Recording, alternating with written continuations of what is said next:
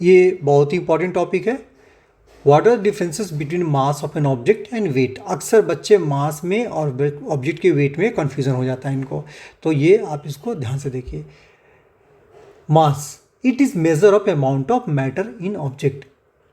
इसमें कितने number of particles है, कितना मैटर भरा हुआ है एक यूनिट एरिया में, फिक्स वॉल्यूम में कितना भरा हुआ है, ये इस पर डिपेंड करता है। क्या है? Matter of an object.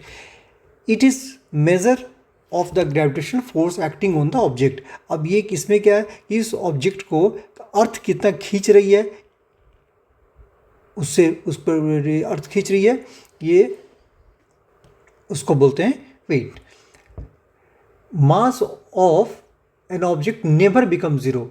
अब ये बताइए, इसको आप लेके मून पे चले गए तो अगर यहाँ 100 पार्टिकल थे तो यहाँ भी तो 100 पार्टिकल ही होंगे, मतलब ये कभी भी जीरो नहीं हो सकता है, तो ये it will never become zero. लेकिन क्या वेट कैन बी ज़ीरो, क्योंकि जब आप इस सब्जेक्ट को स्पेस में लेके चले गए, कहाँ पे चले गए? स्पेस में। तो स्पेस में ले गए तो इसका वेट क्या हो जाएगा? W = 0 हो जाएगा। Mass is a fix volume. जाहिर है कहीं भी लेकर घूम रहे हैं तो ये 100 नंबर ऑफ पार्टिकल्स है, चाहे आप अर्थ पे जाइए या मून पे जाइए या स्पेस में जाइए, पार्टिकल तो 100 यहाँ भी था, 100 यहाँ भी था, 100 यहाँ भी था। ठीक है, तो कहीं भी रखिएगा, अर्थ पे जाइए, मून पे जाइए, स्पेस पे जाइए, तो क्या आ जाएगा? इसकी फिक्स वैल्यू कभी चेंज नहीं करेगा, लेकिन इसका हर जगह चेंज करेगा। आपको पता है ना, अर्थ पे और मून पे क्या आ जाएगा? 1/6 का डिफरेंस रहता है, मतलब 6 टाइम इसका वेट कम हो जाएगा मून के ऊपर में। मास ही इंडिपेंडेंट वेट। अब देखिए क्या है, वेट क्या हो गया? पुलिंग हो गया। अब क्या है कि कोई ग्रेविटेशन कितना भी पुल करे या ना करे, नंबर ऑफ पार्टिकल तो सेम ही है, इसका आ जाएगा mass is independent of weight हो गया। और mass equal to volume into density. देखिए इस फॉर्मूला में भी कहीं पर मास नहीं है, कहीं मास नहीं है, कहीं पे इसका वेट नहीं है। तो देखिए वेट नहीं हो गया, मास नहीं हो गया, फोर्स नहीं हो गया, तो फिर क्या? ये तो इंडिपेंडेंट हो गया। लेकिन क्या है कि इसमें है weight is dependent of mass, क्योंकि वेट का फॉर्मूला क्या होता है? मास इंटू जी।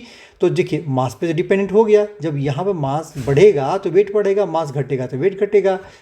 लास्ट इसका और पॉइंट है, the scalar quantity that has only magnitude. तो ये मास जो होता है, mass is a scalar quantity. Mass क्या हो जाता है आपका? ये स्केलर क्वांटिटी है। लेकिन जो वेट होता है, वेट क्या होता है? ये वेक्टर क्वांटिटी होता है, क्योंकि इसका डायरेक्शन होता है वो फिक्स नीचे की तरफ जाता है। ठीक है, और इसका कोई डायरेक्शन नहीं होता, याद रखिएगा। ये weight is a vector quantity है, mass is a scalar quantity.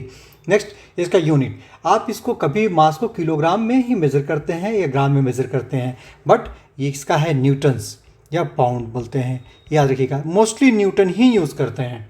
अच्छा, ये देखिए पहले के ज़माने में ये वेट इस टाइप का बैलेंस यूज़ करते थे, जिसको call pan balance, PAN, pan balance, याद रखिएगा।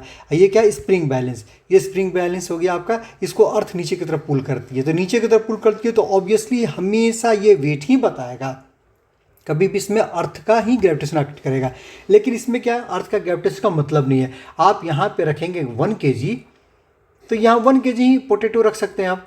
जब यहाँ 2 kg रखेंगे तो 2 kg पोटैटो रखेंगे। तो अर्थ का यहाँ पे मतलब नहीं है, बस आपका इन दोनों के अपना अपना वेट है जो नीचे के पुल कर रहा है, जिसकी वजह से ये बैलेंस हो जाएगा। तो आपका कभी भी किसी का मास मेजर करना है तो हम पैन बैलेंस से करते हैं, और वेट मेजर करना है तो स्प्रिंग बैलेंस से करते हैं।